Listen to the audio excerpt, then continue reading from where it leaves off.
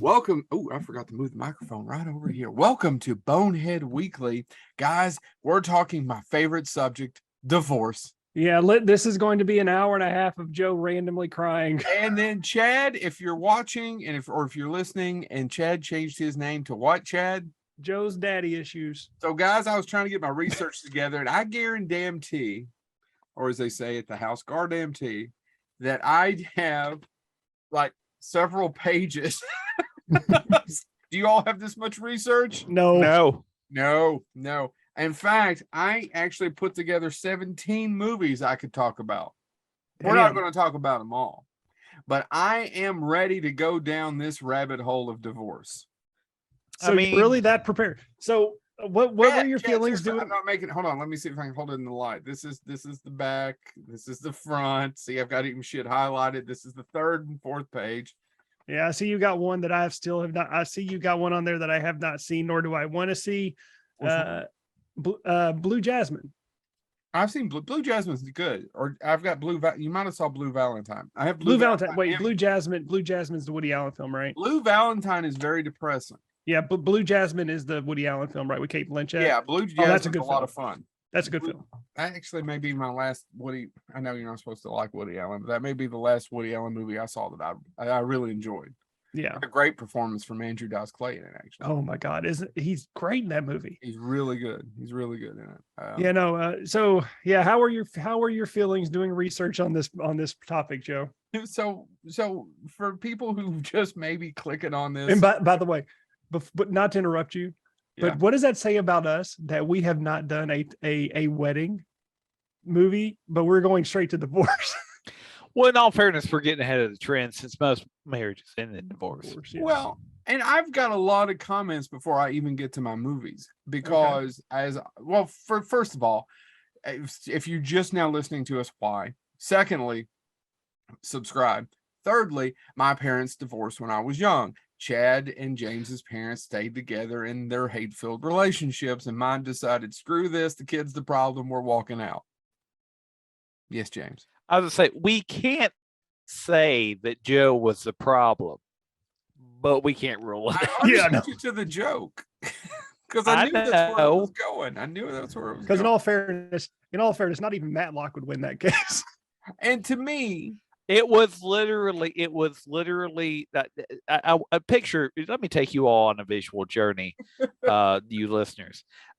Picture this. You've got the lovely Lewis couple sitting around, and they have this child in a stroller. Now the child has a tail at this point. It doesn't. You don't need to know that, but it does. And they're sitting there, and they have to come to the terms of, listen, we either have to kill the child or we have to get divorced. And they just said, you know what, as much love as we have in this marriage, we're going to go with divorce because we don't want to mess the legal investigation. So that's the story. By the way, if anybody wants to turn that into a novel, more power to you. Now, but really, the child had a tail. Now, I started, as I always do, because I like to Google the best of lists and see, and it kind of primes my pump. Nicholas Meyer, who's on the show before, talked about getting your pump primed, because I already knew my 3 favorite ones that dealt with divorce, and I wanted to talk about them. But I also thought, well, there's got to be a lot more movies out there about divorce, and there are. But some of these, one of the movies I want to talk about divorce is lacking on so many lists, and I think you're both going to be shocked unless you went and Googled this. No, I didn't Google this, and I want to say this. My top pick, which hopefully is not going to be the one you're going to mention, it actually didn't come to me till yesterday, because I do the opposite of Joe. I don't look online at lists unless I absolutely have a blank slate. I'm not saying I never do. Sometimes I can't come up with a list, and I have to get that, like Joe says, that pump primed. But I had my list, and then all of a sudden, a movie came up that I completely forgot about, and it's actually probably my favorite divorce film, and I'll talk about it if it's not the one you bring up. But nope. Oh damn, I was good. Nope. I had a good... that was on my list, so go ahead. But I was just shocked that and then I'll get into it here in a minute. But go ahead, Joe. Real quick, I want to also say I know y'all are talking about films. There's a couple that I want to bring up that are divorces in television, and I want to talk about them because they're some of my favorite divorces. Oh man, so I almost did that as well, James. So I knew y'all would have films covered, but I'm like, yeah, we're pop culture. We're going to talk about some TV divorces. I think you should, because there's several of these divorce movies I've never seen. But before we get into it, When Harry Met Sally is on a ton of these lists. It is not a divorce movie. Yes, they both were. How is that considered a divorce film? I don't know. Billy Crystal gets a divorce midway through the movie when he hooks back up with Meg Ryan, but it's not a movie about divorce. It's about a couple. In my terms of a divorce film, or either a movie where a divorce is actually happening in the movie. Granted, it happened there, but it's not the focus of the movie, it's the aftermath of a divorce, like people dealing with, what it's like to be separated. That's a divorce film. Now, there's a few of these movies I'm going to lay, because I just don't think either one of you all picked these. I'm sorry. I'm going to make an assumption here. If I'm wrong, you let me know. But there's a bunch of these that I've never seen. I thought, I've seen most. Number one, I have put off watching A Marriage Story. It looks a little too close. I'm just not there. I will eventually get to watch it when I need 2 hours. That's Adam Driver and Scarlett Johansson, right? Yes. Yeah, that's it. Okay. It's on Netflix. I've not watched it. I understand that's a really great film about a couple dealing with a divorce. I'm familiar with it. I just never got to it. I want you to listen to some of these titles. Eat, Pray, Love. Crazy Stupid Love. These are all A-list films with A-list actors. I don't know about you all. I have never actually made it all the way through Eat, Pray, Love. I've never seen it. Oh my God, I could not get through it. It was so Crazy boring. Stupid Love, Chad. That one's got an all-star cast as well. Also about divorce. Under the Tuscan Sun. Diane Lane is in a lot of divorce movies. Why is that? She's a great actress. Why is she in a lot of divorce movies? I don't know. I'd like to ask her. She's a good actress. Like I said, she's a great actress. But she's in a lot of divorce maybe movies. she's just insufferable. Maybe. That's what's his face said. Diary of a Mad Black Woman. Never watched it. Haven't seen it. So I just want to get those out of the way of, I understand that these are big movies that you guys know the titles of, whether you've seen them or not. Some of them were box office hits. I'm not going to talk about them today. I have never seen them. Are those on any of your lists?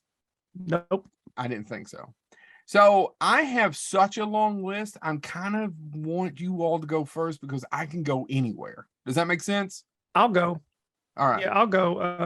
And I'm kind of curious if this showed up on any of the list that you looked at, because this is the one that I just realized yesterday. And it's maybe my favorite movie of about divorce. And I also realized it has been discontinued. Like there are no, you can't buy a copy of it. You can't stream it.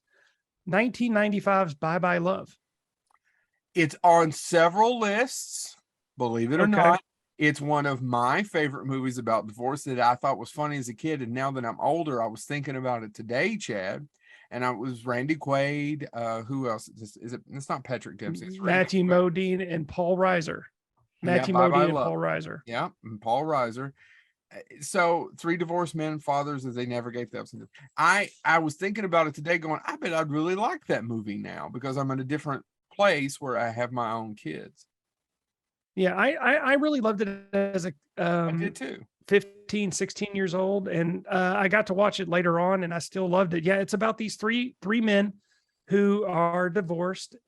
They meet at McDonald's every week at the same time, where their ex-wives drop off their kids for their weekends with the kids. Mm-hmm. Each one has their own way of dealing with the divorce. You have Matthew Modine, who is dating someone significantly younger than him, and was seeing significantly other younger women before. That's what caused the divorce, right? Correct. You're gonna, yeah. I remember it in detail, but I will let you know when Paul Reiser is just kind of this lonely sad sack who, mm-hmm. Is divorced from his wife, and then Randy Quaid is this guy who is basically Randy Quaid being psychotic, He's and a he listens teacher. to a he's a teacher, and he listens to a talk radio guy who he cannot stand, who gives, played by Rob Reiner. He gives relationship advice, and Randy Quaid just hates him. Yep. But as the movie develops, you start to see these characters evolve in terms of their relationships, and so in one case devolve. It also, you got to talk about some of the supporting female cast too. Janine Garofalo, Amy Brenneman, which I did not know that, and wasn't able to look too much. This was supposedly her first film. Oh, really? Yeah. Amy Brenneman is one of those ones who had a decent career in the late The 90s. judge. Sorry. Wasn't she? Yeah, she's also in Judging Amy. Judge. I don't know. What is that show? I never watched that show. I don't know. I just remember her from Fear. Yeah, and I just remember her from Fear with Mark Wahlberg. And I'm trying to remember what the other one was. But anyway, she had like a career in the late 90s and early 2000s and just kind of fizzled. Judging Amy, it was but on no 6 seasons from 1999 to whenever that was. Amy Brenneman played Amy, the judge. She was the sheriff, Chad. I never saw an episode, bud.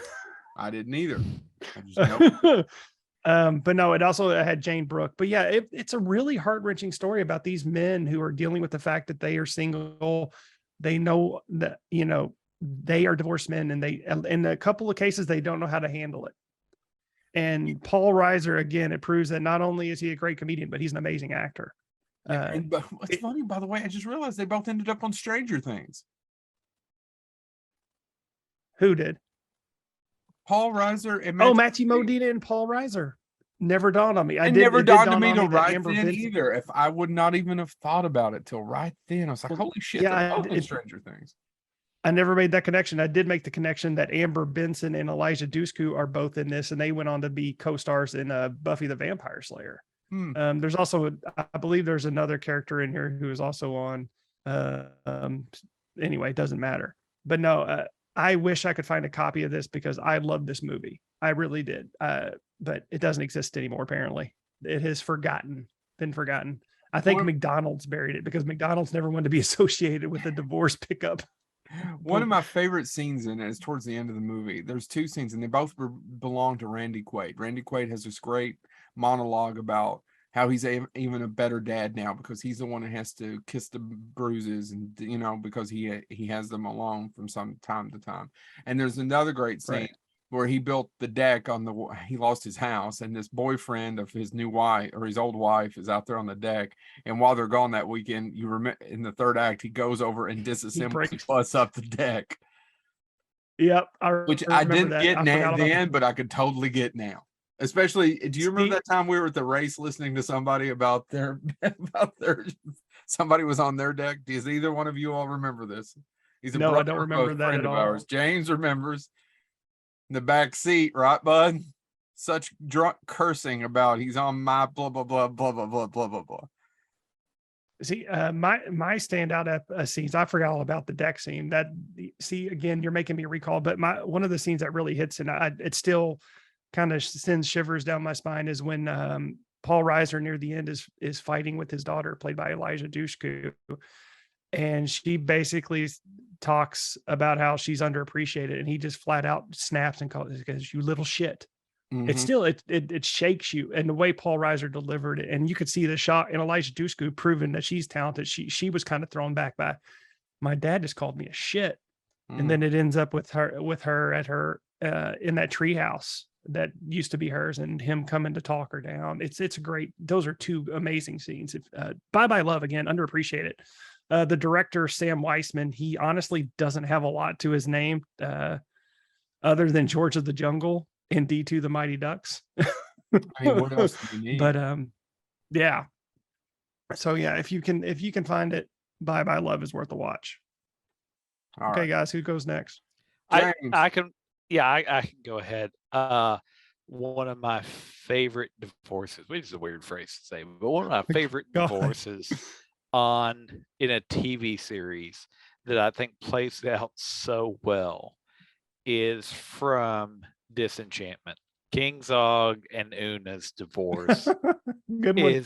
is just so perfect, because the entire time, like from the very beginning, it's all about political alliance. It's all about stuff like that. And I love the fact, if you've never seen Disenchantment, it's by, well, it's written by several people, but most notably Matt Groening. It's his, and it's allegedly set in the same universe as Futurama, et cetera, et cetera. But that being said, it's basically a riff on fantasy. There's Steamland, which is steampunk. There's Dreamland, which is where most of it's set, which is kind of this medieval fantasy area. But Una is a lizard-like creature, lizard humanoid, that marries King Zog, who is a human, for political alliance. She's from Dankmire, et cetera, et cetera. She is the second queen after Tia Beanie, who is the main character's mother, is turned to stone. If you've never seen the show, I recommend watching. There's parts of it that are really funny. It'll grow on you over time as well. That being said, what I love about this is she basically runs off to become a pirate. Things go horribly wrong, et cetera, et cetera. The entire town is turned to stone at one point. The king is descending more and more into madness because he's left alone. And then when she comes back, he says something along the lines of, "Do you think we can give it a go?" No, no, we're not doing this. I want a divorce. Thank God. And they just get divorced. They realize that this is it's all been a sham. It's all been, and it plays out so well because there's really, like, Zog is lonely afterwards, but he's not lonely necessarily for Una, right? It's a realization that there is a reason for divorce to exist. And Disenchantment, in its own funny way, acknowledges that these are people that don't need to be together. Zog and Una add nothing to each other. They happen to have a child, but other than that, that is the only thing that links them, right? And that's what made it a really interesting divorce in a TV series. It wasn't a 15 episode arc, though you can tell it's coming from a mile away. When they say, "Oh, this is over, I want a divorce," it's literally 2 seconds later it cuts to them in front of the priestess saying, do you not, we're done. And I think that's it's played as humor, but it's also one of those things that shows that, you know what, not all divorces are bad. Some divorces need to happen for a reason. But Derek is still afraid of that big skillet. All right, so I was going to leave this one, but I think I'll go ahead and tackle it. I was shocked, and this is, I don't know if these are my three top. This is one of my three top divorce films. I was shocked that it wasn't on that many lists. In fact, I only found it on one list. War of the Roses was only on one list. Wait, you found Bye Bye Love on numerous lists, but War of the Roses was only on one? It popped up Google on a couple. Popped up on a couple that I saw. Oprah recommended. War of the Roses I only found on one list. And it's a dark comedy. If you've never seen it, it is probably a little bit more well-known than the other two things that we've talked about. But War of the Roses has got Michael Douglas and Kathleen Turner. It's directed by Danny DeVito. Danny DeVito is also in it. They fall in love young. They get married. He's very successful. She's a great cook. She has a catering business. And then she just gets sick and tired of him over time. And she falls out in love with him. And then everything goes to hell. And the final third act is them fighting over the house, literally fighting over the house. And it doesn't end well for anyone. And it's hilarious. It's so funny. There are so many great quotable lines in it. Well, there's anyone who would make pate. This couldn't be all that bad. It depends on what the pate is made out of. And she leads him to believe that she murdered his dog because he accidentally ran over her cat. And then she made the pate out of the dog.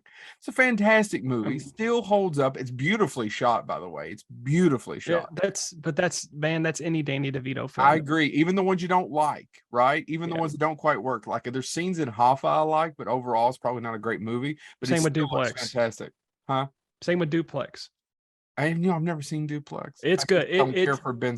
Is that Ben Stiller? Right? I don't care for Ben Stiller either, but it's a Danny DeVito film. and it is shot wonderfully. It is dark. It is grimy, and that's one thing that still kicked my ass. That's one of those things.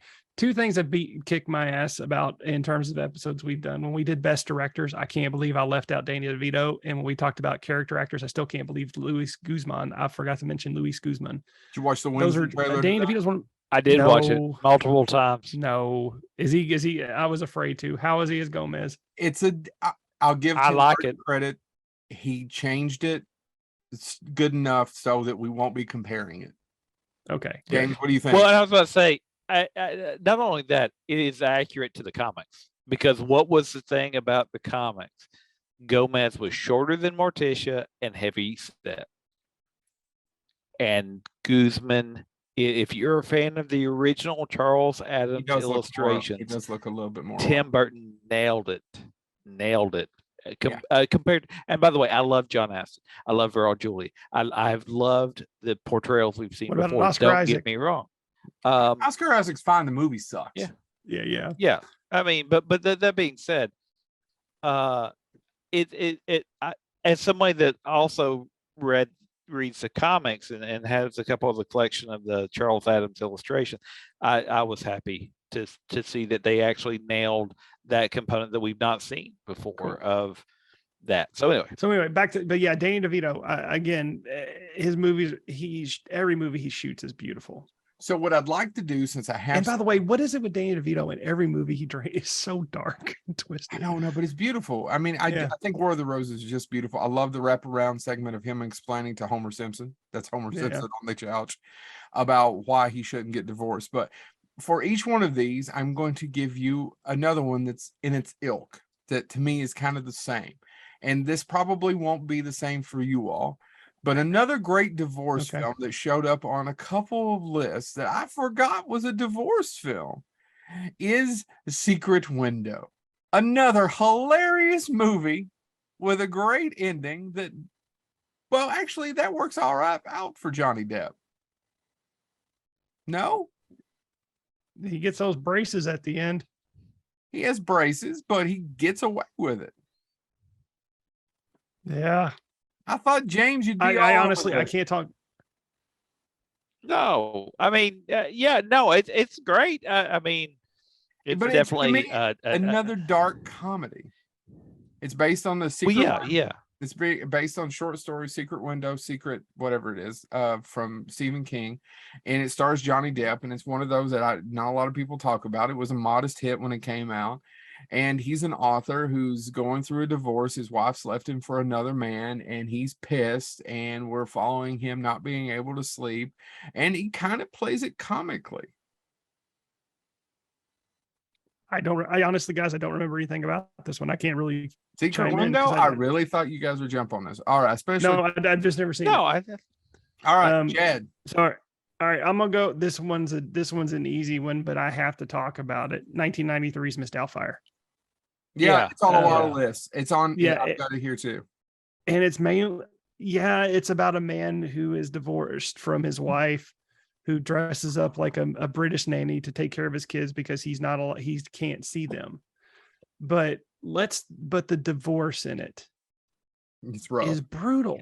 It's rough. Yeah, the first 15 20 minutes of that movie where they're still married, and then they argue, and then they finally go to court, and they get in the fight over the party. Yeah, and you can watch Robin Williams actually heartbreak in that kitchen. Yeah, it is a rough watch. And then it goes right before it goes into the slapstick, and that's all everybody talks about in that is, oh, he's dressed, oh, look, his boobs are on fire, oh, look, he's got his face covered in whipped cream. The divorce element of that is rough. And even at the end, when it's revealed that he's been there the whole time and she takes him back to court, that's rough to watch because he's literally doesn't want to lose his kids. Yeah. And Sally Field's a villain. I really truly feel that way, that she's a villain. She comes across as wholesome, but she does everything she can to keep him away from the kids, and it's just awful. I know, but at the same time, I don't know. It's one of those where I probably, if I rewatch it, I may see her more as a villain than I did then. because he's not a bad dad. He's just a terrible husband. Yeah, that's all it is. And he's a terrible husband, but And he's not a a great probably not a father. really good provider, none of those other things, but he just loves his children. He loves them so much he gives them too much. Right. And Right. she's He like, has- he well, had I'm going to Phil Hammer. remove that entirely. And it's just painful to watch. It really is. Even as a kid, 13, 14 years old, you know, like it was rough to watch, especially just because you get to the laugh. This is one of my favorite movies as a kid. It really was. I mean, you get to the points where you get to laugh at him being goofy, Robin Williams, the goofy, but at the same time, I mean, it is a heart-wrenching film because you don't want to see him taken away from his kids. And it happens twice. Now, granted, it all wraps up in the end in a nice little package, which What? He got him back? spoiler. So yeah, but I don't know. I know it's the most obvious pick to choose, but it's worth talking about. But yeah, just watching that because you talked about not being able to watch a Marriage Story or I just haven't put myself in the spot to. It's one of those where I know I'm not going to watch this and feel good about anything. At the Yeah. end of it. Exactly. And that's I right before COVID, I've had a hard time putting myself into an environment where I'm going to watch a movie that makes me feel that way. Yeah. It's just, you know, I don't want to feel that way. Right. And, you know, I've seen clips and I'm like, I don't need to, there's nothing, but Miss Doubtfire has the added benefit of, oh, you get to see Robin Williams be Robin Williams, but you have to get through that first 20 minutes and deal with the end. And it, in my opinion, it makes you pay for it because that is a true depiction of divorce when a marriage just absolutely falls apart. And in all fairness, the kids are kind of used as leverage. Right. It's worse. It's bad. Yeah. So that's mine. James. I'm going to talk about one that this is a television show that had at its heart divorce. It ran 4 seasons. Occasionally, it may pop up on me TV. I've watched it recently somewhere, I know. That being said, nobody talks about this show anymore. And it's actually one of those that actually was originally made as a British television show. And then it was, it ended a 2-series run in England. And then they made the American version that ran for 4 seasons. And nobody talks about it anymore, but Dear John, by the time you read this line, Oh my gosh. I'll be gone. I was wondering Dear when the hell John, this pause was going to end. Yes. Dear John, have you all seen Dear John? Yeah, I watched it Yes. when it was on, when it came out. Yeah. Yeah, Judd Hirsch. Yeah. Judd Hirsch. Yeah, but I mean, have you all seen it recently? No. No. It's What not an way back. interesting show. It's got I a love- great cast. It does have a great Mhm. cast. And by the way, the British version of it, only like I said, ran for 2 series, was a huge audience success, which is why it got brought over to America and remade with American cast. Received Sorry, I have no idea what's going on with my phone. Sorry. received tons of critical praise. But the reason they ended it after 2 series is the creator and writer of the British version was John Sullivan. And he goes, I've told the stories. I've told the stories I want to tell. And so they ended it. That did not stop the American version from having 4 seasons. But I didn't realize it was on for 4 seasons. 4 seasons. I honestly and thought it was on longer. I'm surprised it only lasted I thought it 4 was years. only on 1 season. It ran. It was ranked number 11th its first season, which was the 88-89 season. 89 to 90, it fell to 17th. 90 to 91, it fell to 50th. Still got renewed, and they canceled it in 1992 when it fell to 77th at the ratings. Now that being said, if you've never heard of Dear John, and again, I'm amazed. We talk about Cheers still. We talk about why not Dear John, because it was successful. It was notable. One of the best parts in the first episode is he's looking. So the show itself is about, he is an academic.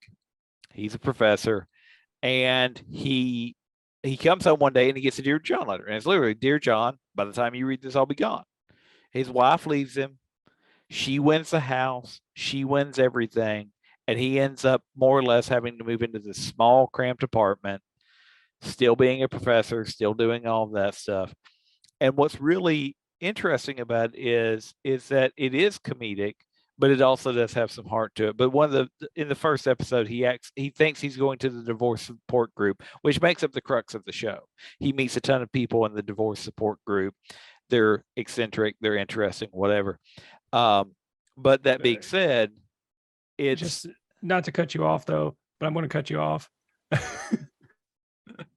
Yes. Parts about Dear John is for the underappreciated actor Jerry Burns, who is amazing, who doesn't get a lot of credit for the work he does. He has a wide range, and he gets these small bit roles in various movies. He's phenomenal. Go ahead, James. Sorry. Yeah, no, he plays the narcissist more or less in the group. Yeah. But anyway, in the first episode, he thinks he's in the divorce support group, and it ends up being an Alcoholics Anonymous meeting, and he makes a quip about how it's not that different. It's both people in need of something that was actually harming them and things like that. So anyway, it was a notable success that doesn't get a lot of replay. I mean, other shows from this time period get re-aired at Nick at Night or MeTV or something. Dear John less so, and less talked about. It originally aired post Cheers, and then it aired post Night Court, shows we've talked about before. And then it disappeared. The only show more recent that strikes the same chord, and they didn't use divorce though, is they used the death of the spouse, and that was Go On with Matthew Perry, which only ran one season, but I really enjoyed. Go On was had the same basic premise. His wife dies unexpectedly. He joins a support group, and the people in the support group are, quite frankly, crazy. But he needs them. He realizes it does do him good to be around these people. It gives him somewhere to go. It gives them, and so that's what Dear John is. It's what do you do when you're basically a middle-aged person, you're established in your career, you feel respected, and then all of a sudden your spouse just goes, "We're done." And it's comedy, but it actually has a little bit of heart to it. And as Joe said, the cast is phenomenal. As Chad said, there's a lot of great cast to it. So if you never saw Dear John, I don't know if it's available on DVD. I don't know where it might be airing. But most importantly, if you are a fan of Mel Brooks, that means you're probably a fan of Blazing Saddles. This show is important because there is an episode called Stand By Your Man of this show. It was the 13th episode of the first season. Cleavon Little had a guest appearance as a closeted gay man who recently got divorced from his wife. This is the role that won him an Emmy Award for guest star. Wow, I didn't know So that. if you're a fan of Cleavon Little, if you're a fan of Blazing Saddles, his role in that episode is notable. It also, during this time period, was a way to address an issue that wasn't being addressed often fairly by sitcoms. There's an entire episode of Cheers about them trying to keep LGBTQ people out of the bar, right? That's not what this show did. That being said, also Judd Hirsch did win Golden Globes for Best Actor for this show. Again, it's kind of shocking that it doesn't get much mention, but maybe that's because, unlike other shows, other sitcoms like Friends and all those, this one is centered around a pretty heavy topic of divorce. Yes, it's a comedy, but it's not a will they, won't they. It's a, oh my God, this guy's just trying to make it through. So it's not a dark comedy, but it has that overarching theme of things are complicated, and it's not just a laugh out loud comedy. All right, so I'm up next, and I'm going to do 1979's Robert Benson's Kramer versus Kramer. Have either one of you ever seen it? No, but I've seen the parody Kramer versus Predator. This is what, remember, I think this is what got us to pick this topic, is I've actually never seen Kramer versus Kramer. It's one of those movies that I have a hard time trying to watch because I know it's going to be rough. Yeah, it's a little rough, and it talk about not necessarily of its time, but it stars Dustin Hoffman and Meryl Streep, and neither one of them went on to do anything because neither one of them had any talent. And it's directed by Robert Benton. Actually, I'm going to do a twofer where Robert Benton also gave us Places in the Heart, which is another movie that's a little rough to watch. If you've ever seen that one with Sally Field, it's a fantastic film. But Street and Hoffman are a couple, and they're the Kramers, and Ted and Joanne. Sorry, I'm gonna have to read a little bit because I couldn't remember the names. And she just leaves one day, and he's there. He works. She's a homemaker, and he has one of those advertising, whatever, New York jobs, and he's stuck with the kid, and he has to figure it out, and he ends up losing his job, and he has to find another job. And then she comes back into the picture and tries to take the kid away after she's basically just left for a year or more. And then the rest of the movie plays out about the court battle about who's going to get their young son, and how he's had to become someone who was just going out, being the breadwinner, coming home and having to become the actual dad and mom, and become, I don't know, I hate that dad and mom thing. It's more of the nurture person as well, because he wasn't doing it beforehand, and how he has to step up. And now the article and a couple of them talk about which one's the villain, that the movie doesn't play which one's the villain. I totally disagree. I always thought the movie very much showed that neither one of them are necessarily the villain, but Mrs. Kramer is the one who left. Now, did she unhappy? Yes, but she was the one that left, and she did not take her kid with her. And in 1979, movies, we didn't tell those kinds of stories, right? Where the mom was a stay-at-home mom and she just left, and the dad had to step up and do everything, and then she would come back. And then I'm sorry to give away some of it, she's the one that wins the case. Right? It's kind of it's a hard movie to watch. Now, it's one of my 3 favorite divorce films is I don't know that I enjoy it, but I know they get the conversations and the yelling right. If that makes sense to you too, because I've seen it. I was gonna say, here's where Joe gets triggered. Hold on. It doesn't make any sense to me. I grew up in a happy household. Which is fantastic for you. I'm very happy for you. But except for the fact that my father died of cancer.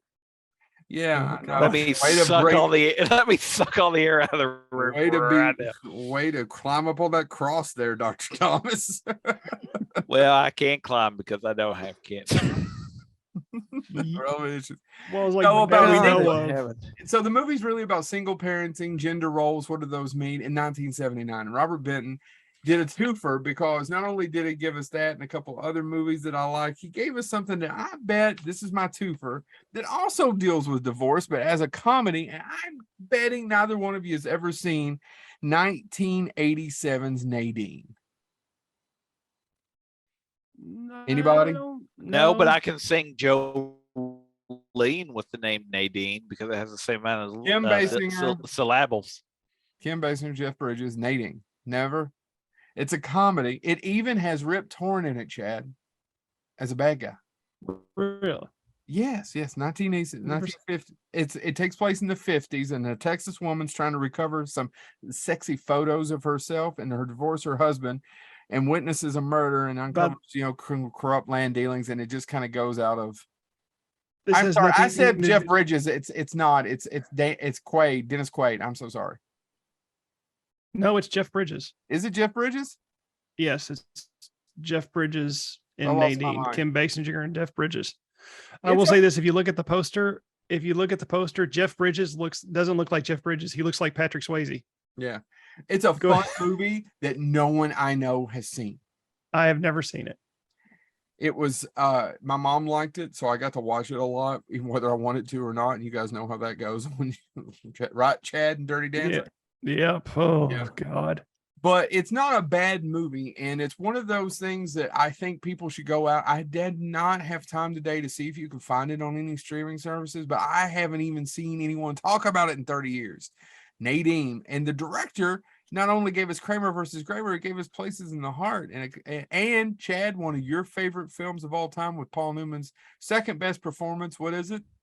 Nobody's Fool. Robert Benton also directed Nobody's Fool. So if you never get a chance, underappreciated genius. Yes, if you get a chance, check out Nadine. You guys might like it. It's a silly little movie that also deals with divorce. It says it's on Prime Video and Crackle. Oh, well, there you go. I'm glad that's on Prime and Crackle, but you can't find Bye Bye Love. Bye Bye Love. That's a tragedy. That's weird. All right, who's up next? This is our third one. Who's up? Again, mine's on the nose, but it and my I will say this one's on the nose because I want to talk about it. My honorable mention is not on the nose. Intolerable Cruelty, 2003, Joel Cohen and Ethan Cohen's wonderful movie about There's divorce. number 5. There's number 5. Let me mark that Oh off my so I don't have to talk God. about it. I'm telling you, that movie has to have one of the best openings I've ever had in a movie, period, with Jeffrey Rush. It's okay. You know who are the best 3 openings of movies? I watched them the other night back to back. What's that? From Dusk Till Dawn, Pulp Fiction, and Reservoir Dogs. And they're all written by the same dude. But the first 10 minutes of all 3 of those movies are excellent.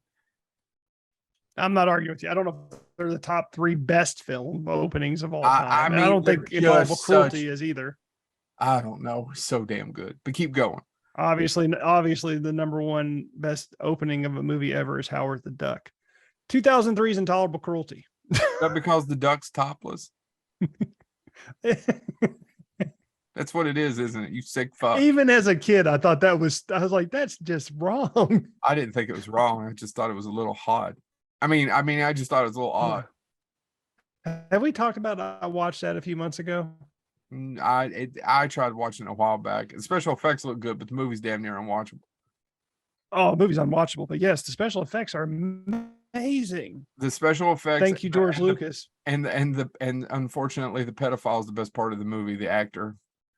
Yeah, he is. God bless America. Yeah, Why? I know. Anyway, Keep going. so no, Intolerable Cruelty is about George Clooney is a divorce lawyer who's slimy, like just loves to do these cases, and Angelina Jolie is a gold digger who gets in, marries these rich people and then divorces them and takes all of their money over and over and over again, and then they develop a relationship as he moves forward, and as she just keeps marrying these people, and he ends up in the cases every single time. It is a great film. We do got to talk about Cedric the Entertainer's Gus pitch. I'm gonna bust your ass. Bust your ass. Which, by the way, Bust that James, I ass. don't know if you recall this. I believe this is how your wife got introduced to me. What? Uh-oh. You remember Bonehead, this? long time Bonehead listeners. Oh no, I mean that's one James of got my, cuckolded by Chad. that's one of my wife's favorite films because it's about attorneys, right? I mean, Yeah. Well, no, I think it was the night that we met them, and I met Dana for the first time. We were at a Chinese buffet. Go figure. Shocker. And we were all on one side of the parking lot, and James and Dana were on the other side of the park. And I saw them smooching. I grabbed somebody's. I think Joe had a camera in his car, and I grabbed the camera and I ran at him, going, "I just busted your ass." No, I don't remember this, but it sounds fun. We should do it more often. Yeah. Oh, so yeah, no, Intolerable Cruelty. I just love it. There's not a lot to talk about. It has the great Irwin Keys in it. Irwin Yeah. Keys, should any movie he present, is automatic classic. I agree. No, yeah, no. It's just it's one of those lesser known Coen Brothers films, which I just feel like isn't talked about a lot. But again, it's another great film about divorce. It's all about these people. None of them are good people. They're just No. terrible. No, George Clooney's not a And- good person in it. Yes. Yeah, and you're not only watching him slowly, get what he has coming to him, but all the people that Catherine Zeta-Jones is supposed to be the terrible person in this, but the people she marries deserve it. But is that Herman's last, one of your favorite actors? Is that one of his last performances? Edward Herman. Edward Herman? It might have been. No, it wasn't his last performance. He didn't die for another 11 years. Okay. I just Uh, in my head it Yeah, no, he got to do all those amazing History Channel documentaries. That's the only reason to watch History Channel, is when History's Mysteries. Yeah. Got to hear Edward Herman every morning just talking. It was so soothing. And even Go ahead. listening to him in this movie where he's just a slimy character, it's great. No, I just Intolerable Cruelty. It's a classic. James. I'm going to do another television show, and the television show is not itself about divorce, but boy, it has a lot of divorce in it and around it and all of that stuff. And it's one of my all-time favorite shows. It is one that, as my wife says, it took her a while to warm up to. And that would That's because I was too busy busting away ass.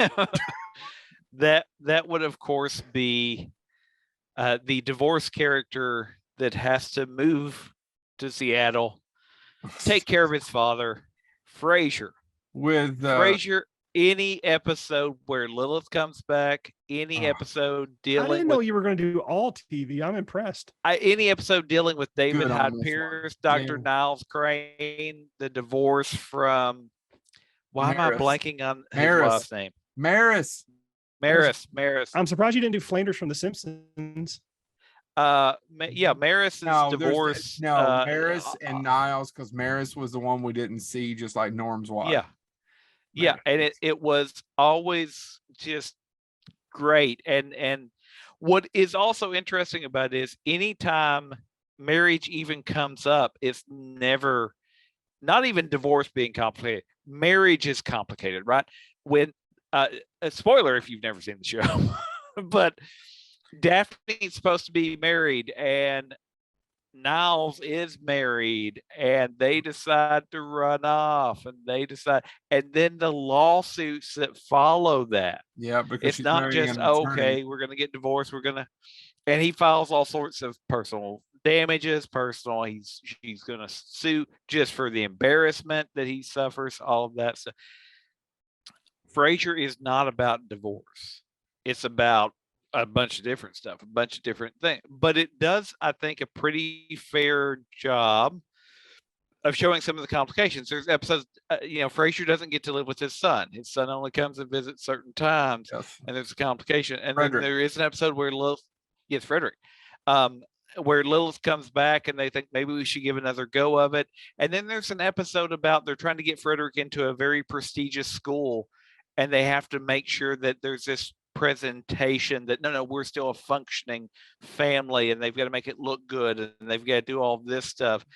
And so what does it very comedically, it does look at the idea that, a lot of society expects that a working family is better, quote unquote. So, and so it does play around with some of those concepts. So Frasier does one of the, plus again, any episode with Lilith in it is just going to be a good episode. I agree. She is overly, they're both analytical characters. It's just something to watch. It's something, and Bebe Neuwirth plays Lilith. Oddly enough, also played Morticia Adams on Broadway. But anyway, Frasier's entire show, anytime marriage, coupling, divorce comes up, it's there a lot, and it is so well done and still human and still complicated. So those are the three that came to mind, and they run the gamut, right? You have people trying to make a go of it, people realizing we never should have been together in the first place, even though we have Derek, in the case of Disenchantment. Frederick. No, Derek in Disenchantment, if you would listen to the whole sentence and not I don't listen to all of you. No, you That's a shouldn't. lot of work. You would only learn something, and God forbid that happen. That's why Anyway, the D on his hat isn't for Disney, it's for Dick. No, I thought it was for dummy, like Fred Sanford. You big dummy. Oh, why do you big throw in dummy. a fat joke? Oh, I'm sorry. You medium-sized dummy. That better? That help you? You feel better about your life choices? I don't. But anyway. I don't understand the difference. Are you done? Anyway, yeah, those are what they are. It's just television shows. We should do pop culture, not just movies, But anyway, y'all go ahead. Yeah, I love it. By the way, I have all you can buy the box, you can buy one DVD set of all 10 of Frasier's Christmas episodes. They're every single freaking one amazing. Now, we're going to talk about The Squid and the Whale, 2005's Noah Baumbach's The Squid and the Whale. Have either one of you ever seen it? Nope. So, I know it's another one of those ones that I know is rough. and it has one of your favorite actors in it. It's Jeff Daniels, man. I know Jeff Daniels in it. Yeah, I know. And your I've seen- favorite I've Lex actually- Luthor, Jesse Eisenberg's also in it. Mm, Yeah, I got it. Anyway, so I'm going to read a little bit of a quote. you mean the Joker? Is what it was. Anyway. All right. This is from Noah Baumbach. 2 contrasting things kept me from writing this story. On one hand, everyone deals with divorce. It's too universal. On the other, it's too specific to my family and won't resonate beyond that. Unconsciously, at some point, I just let go and thought, let's just see what happens. It stars Jeff Daniels and Laura Linney, 2 of the best actors of all time. Also, the 2 boys are played by Owen Klein and Jesse Eisenberg. This is for Jesse Eisenberg. So Jeff Daniels, his dad is a wannabe kind of know-it-all. He is very educated, but I mean, he will refer to things like this. Oh, the house is in the fillet of the neighborhood, and actually use sentences like that. And they play tennis. They're both very highfalutin, and they're going through this divorce, and their mom starts banging her tennis coach instructor, played by one of the Baldwins. And it is tough to watch because it's very realistic. And what makes it realistic, and going back to the reason why I wrote reason I copied and wanted to read out Noah Baumbach's talk about, is loosely mainly based on his own experience with his family. And the fact that it's so specific makes it so believable. And it's one of the reasons why I've enjoyed it so much, and why I think, and it takes place in the 80s, and why I think it's, like I said, these are my 3 favorite. Is it the best movie about divorce? No. But is it a completely accurate representation of divorce? Absolutely. And the reason why I think I like this one and I wanted to include it is because it concentrates more on where the War of the Roses kind of glosses over the kids. Kramer versus Kramer. You deal with the boy a little bit, maybe a third of the movie, but it's mainly about the 2 leads. To me, this one's about the 2 boys. And that's what I like about it, and how they're subjected to all this new reality, how their father, who thinks he's one thing and really isn't, even though he's not an idiot. He's very educated, he's very smart, but he's not quite as talented or as wonderful as he thinks he is. And how he's having to deal with not only that, now that he's midlife or post-midlife, his wife's left him and is sleeping with another guy, and he has to rebuild everything. And he is not the most empathetic person on earth. And you deal with the boys and how they deal with that. One of them has a problem masturbating and masturbates everywhere in the library, rubs it on things. It's an odd thing to deal with, but it just kind of rings true because it's so specific to his family. I really recommend, if you've never seen The Squid and the Whale, to check it out. Every time it comes on streaming, because it usually pops up on one of the 3 streaming services I have at least 4 or 5 times a year, and I will always add it to my list, and I will always go to it getting ready to hit play, but I know what I'm getting into. It's one of those, I know I'm going to feel bad. It's not that bad. There's a lot of funny scenes. There is some humor in it. It's not as bad as Blue Valentine. Blue Valentine is much more depressing. It's one of our other Noah Baumbach's films. Again, we just did that episode about actors who's known for one performance but what they really should be known for. Yeah. Ben Stiller in Greenberg. Yeah, he's phenomenal in Greenberg. But the problem is that that character is so pretentious, I can't enjoy the movie. Yeah, exactly. But that's a lot of Noah's films is. Yeah, I get it. And that's why I have a hard time with Squid and the Whale, even though I love the cast. I know Jeff Daniels is going to nail it every single time he does. But it's just like, oh man, I don't know if I can't. I just can't. I'm physically drained just trying to hit the play button. Well, my second two for this, if you're going to do a double play, if you're going to do, oh man, we've got. And I didn't realize he did Marriage Story. Yeah, I forgot. I didn't realize it. I just have not delved into it. Yeah. So if you're going to do 2, and the next one, your double feature, I think you should do Boyhood with it. I loved Boyhood. Boyhood was shot by Richard Linklater over 12 years. I think it's 12 Same years. cast with 12 years at different times. It came out a few years ago. It's almost 3 hours long. It does not feel 3 hours long. I loved the movie when I saw it. I haven't watched it again. And it deals with divorce long term. And what I mean by that is the guy and the girl divorce young because they marry young and have this son, and then he has to live with this till he's a man, and that's the movie deals with his boyhood. And then eventually his dad remarries, grows up a lot, and has new kids, and has a younger family. And his mom goes through a marriage and another divorce with another person, and you just you run the gamut. And it's a beautiful film. I think it probably is the Richard Linklater's masterpiece. We don't really talk about it as much as we should because of the fact that he took 12 years to do it and it works as well as it's just fantastic.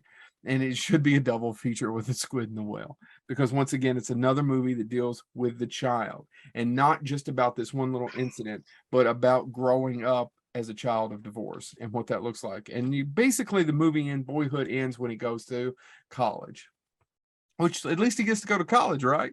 Yeah. All right. Those are my three. Technically right. 6. Any So- honorable mentions? So these are not honorable mentions, but I just want to briefly mention them because they're good films, but I hate the message. Liar, Liar, and Twister. Those are 2 films about divorce. Yeah. Liar, Liar was on. Actually, I don't think I saw it on any list. But why do you hate the message? I actually hate the message of Twister, but why Liar, Liar? Because at the end of Liar, Liar, it kind of implies that they're going to get back together. Same thing with Twister. Is that what it is? Yeah, it's because what divorce works that way. We have. Hey, I had a cousin marry the same woman 3 times. Yeah. Hey Joe, what's that advice your dad gives? You do not trade your car in and buy the same car. You got rid of the car because there was something rid of the car. God bless Dad and his 3 marriages. Keep going. That's why it didn't make my list because of the fact that it actually ends up with a happy ending for the most part in each one. Granted, Miss Doubtfire does have a happy ending. He gets his kids back, but at the same time, that marriage is done. It's not, but Liar, Liar implies that they're going to possibly get back together, and Twister is pretty much they're back together. No, but I want to save my honorable mention for one. So we've talked about the whole episode, a husband and a wife divorcing, but we have never talked about a kid divorcing his parents. We have to talk about North. That's not that's not the first movie to deal with that. I know it's the one with Drew Barrymore. Drew Barrymore, yeah. What's it called? Oh, I forgot. I didn't look it up because I was going to talk about North. Sharon Stone's topless in it, so I've never forgotten. It's because it's probably what I saw it way too young, and yeah, Sharon Stone. So when do you want to look that up? Yeah, North is it is not a good film. It is directed by Rob Reiner. I actually watched it about a year ago. My kids actually wanted to watch it, and they liked it. Even for when it came out in 1994. Irreconcilable Differences with Ryan O'Neal and Shelley Long. I thought you said Sharon Stone was in it. She is. She plays the woman he marries or gets involved with after he leaves Shelley Long. Oh, okay. But that's actually a dark film, if I remember correctly. Yeah, no, it's not too dark. He's a film director. That's actually the thing that people bitch about A Marriage Story is because she's an actress and he's a film director. And I think it's a legitimate criticism. It's like, fuck you, Hollywood. Nobody knows a film director and actress. Why don't you do one about the guy that works at the Shell station? Well, yeah, and that's the waitress at McDonald's, or And eventually we're going to have to do our rom-com. We'll have to do our rom-com episode, but that's one of the things I hate about rom-coms. And it's that cliche. Oh, they each have an amazing job, magazine editor and, real estate. Anyway, it's just crap. But no, North is about a boy whose parents neglect him. So he decides to leave them and find new ones. And it's all about, granted, the message of the movie is corny, the plot is corny, but watching Jason Alexander and Julia Louis-Dreyfus deal with the fact that their son has left them, and as they slowly evolve, that's one of the parts I liked about the movie. is you're watching these people whose kid has literally divorced them, and they are reflecting on all the terrible shit that they've done to him. Yeah. So yeah, that's my honorable mention, is we didn't talk about that type of movie, because there is more than one where a Right. kid decides, I'm done with you. James. I've got an honorable mention, and again, going away from just doing movies, I want to set this up by saying this is a divorce right mind would have seen coming. And before I say what it is, let me set up the premise. The divorce, they get married while one of the individuals in the partnership is in the middle of an ongoing mental breakdown, a nervous breakdown, all these issues, anxiety, panic, and all of that stuff. After that happens, after they get married, he is accused of a crime and wrongly imprisoned. While he's in prison is when she decides to divorce him. She cites things such as him slapping her when he was having a mental breakdown, things like that. And it is the first divorce that ever was featured among superheroes in a mainstream comic book. That would be the divorce of Hank Pym from the Wasp. He was having ongoing nervous breakdowns. You do not see this in the film version, where he loses her and is obsessed with getting her back. But basically, Hank Pym in the comic books is much like he is shown in the film. In the beginning of the film, he's egotistical. He thinks Stark is secondary. He's not a good person. But he's also constantly second guessing himself. He has the outward view of superiority, but he also keeps thinking, oh, what if I let everybody down? What if I cause these issues? What does that look like? What does that mean?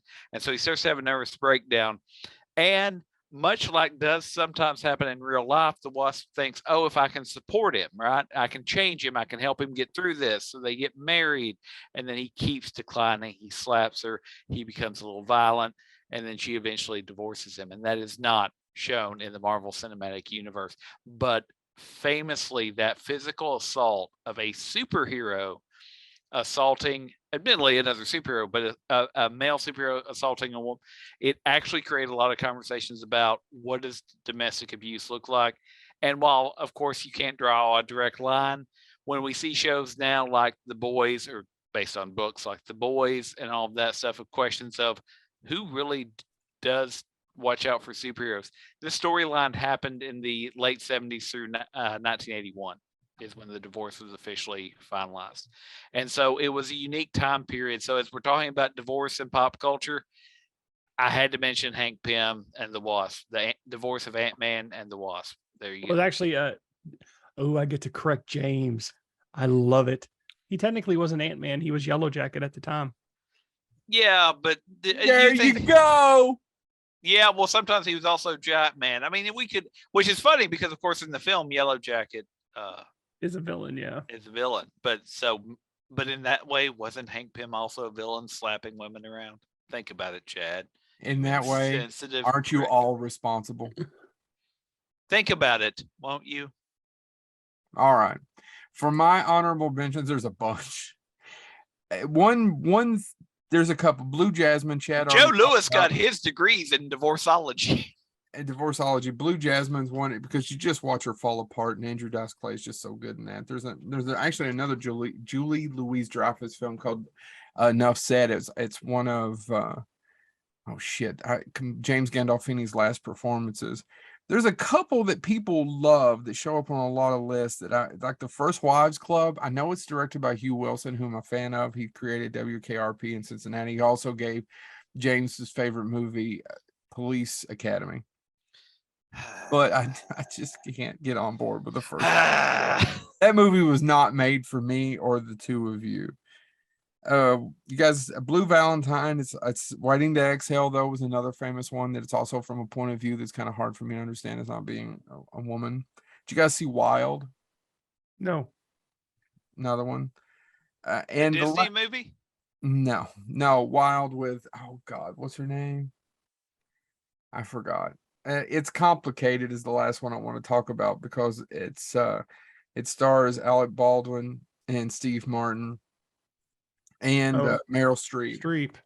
And Alec Baldwin and Meryl Streep were married and then get divorced. He leaves her for another woman. And then later in life, now that the kids are grown, they start an affair again when she's trying to become romantically involved with Steve Martin. It's a fun little movie that shows you where you could be, Chad, 20 years later if you got divorced and the kids are out of the way, because as you were talking about messages before, it's complicated. It's basically about, he even has a line in it where it's like, yeah, I don't know why, if everybody could just hook up 20 years later when they don't have the kids and everybody's ruining your life and it's not so complicated. And I think That there's led probably to- a lot of truth in that, but Yeah. it's probably not a good message that you want your children to hear. That led to one of those amazing Oscar decisions to co-host. Ugh. Yeah. So this has been our divorce episode. If you have one that we left off, actually, there's a ton. There's I a was gonna say, ton. I mean, there's tons with divorce characters because I thought about mentioning Something's Got to Give, Yeah, that's another one. though it is obviously not as good as it gets, which is one of my favorite. That being said, we also, I know we got to wrap up, but in honor of that one show with Brian Combs, in case they ever do a divorce episode, shouldn't we mention my DIVORCE divorce starts today? DIVORCE. I think the kid's name in that song is Joey or something. Yes. I've got to spell out all these words so Joey can't. Because Joey can't read. Joey's dumb. Joey's dumb as hell. It's the reason we're getting divorced. We've tried to work with him. He slapped the shit out of him because he can't understand his ABCs. This is really sad. But anyway, no, I wanted to And I mention. mean, I don't blame him for slapping the shit out of him, but now I got to divorce him because I'll look bad in front of my friends. I wanted to mention that particular song because, well, it's one of the only songs I know that taught me how to spell divorce before I was able to spell much else, because it played on the radio constantly. No, it wasn't popular when you were young, so your mom may have been trying to send some messages. I don't know. I mean, maybe. I mean, Could be. I'm not judging her. No, I mean, kind of a moot point down. Did I mention my dad's dead? That joke was for you, Dad. I have an awful comment about I'm sure you feeding do. him, but nevertheless, I'm sure you do. And on that note, well, thank you for joining Bonehead for this very special episode. Joe made it without crying, so But he's dead inside, Yeah. if that helps. yeah. All right. This has the been D stands Oh for wait, douche. Joe, before we go, for our viewers, why don't you do your broken home Joe look for sign off? I don't do it as well. I need more. Have a good night, everybody. Broken home Joe.